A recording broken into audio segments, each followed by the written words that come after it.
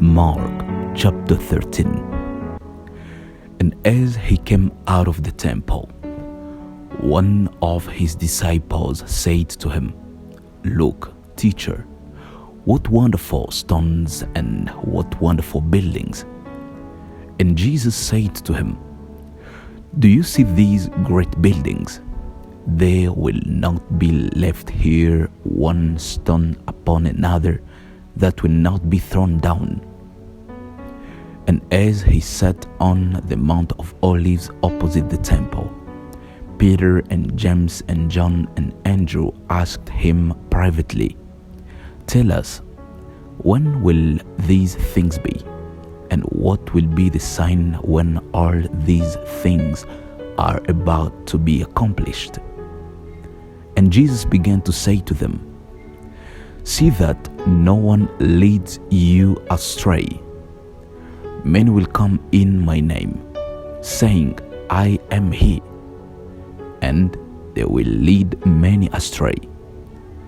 And when you hear of wars and rumors of wars, do not be alarmed.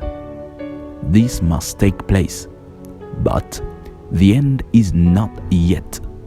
For nation will rise against nation, and kingdom against kingdom. There will be earthquakes in various places. There will be famines. These are but the beginning of the birth pains. But be on your guard, for they will deliver you over to councils, and you will be beaten in synagogues, and you will stand before governors and kings for my sake, to bear witness before them. And the gospel must first be proclaimed to all nations. And when they bring you to trial and deliver you over, do not be anxious beforehand what you are to say, but say whatever is given you in that hour. For it is not you who speak, but the Holy Spirit. And brother will deliver brother over to death, and the father his child, and the children will rise against parents and have them put to death. And you will be hated by all for my name's sake, but the one who endures to the end will be saved. But when you see the abomination of desolation standing where he ought not to be, let the reader understand. Then let those who are in Judea flee to the mountains. Let the one who is on the housetop not go down, nor enter his house to take anything out.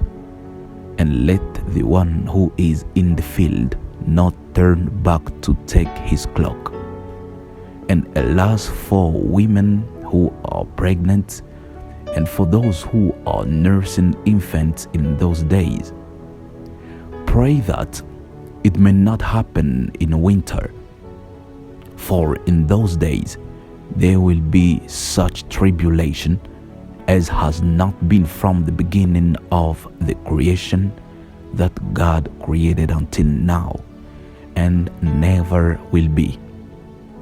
And if the Lord had not cut short the days, no human being would be saved.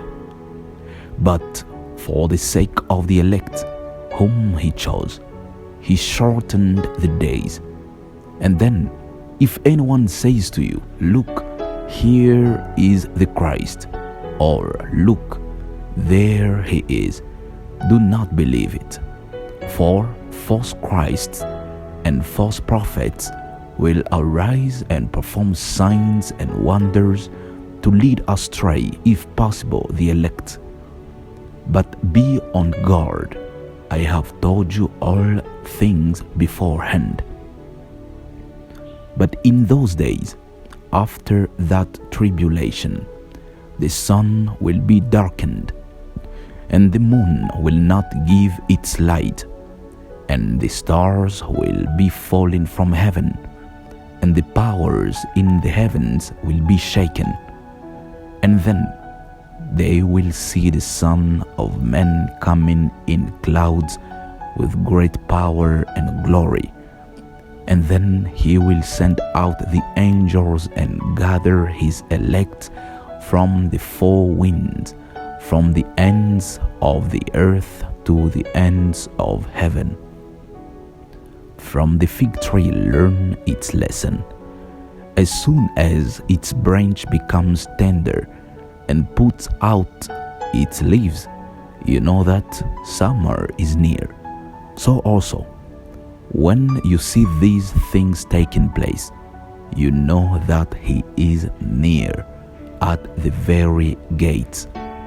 Truly I say to you, this generation will not pass away until all these things take place. Heaven and earth will pass away, but my words will not pass away. But concerning that day or that hour, no one knows, not even the angels in heaven, nor the Son, but only the Father. Be on guard, keep awake, for you do not know when the time will come. It is like a man going on a journey, when he leaves home and puts his servants in charge, each with his work, and commands the doorkeeper to stay awake. Therefore stay awake, for you do not know when the master of the house will come, in the evening, or at midnight, or when the rooster crows, or in the morning, lest he come suddenly and find you asleep. And what I say to you, I say to all, stay awake.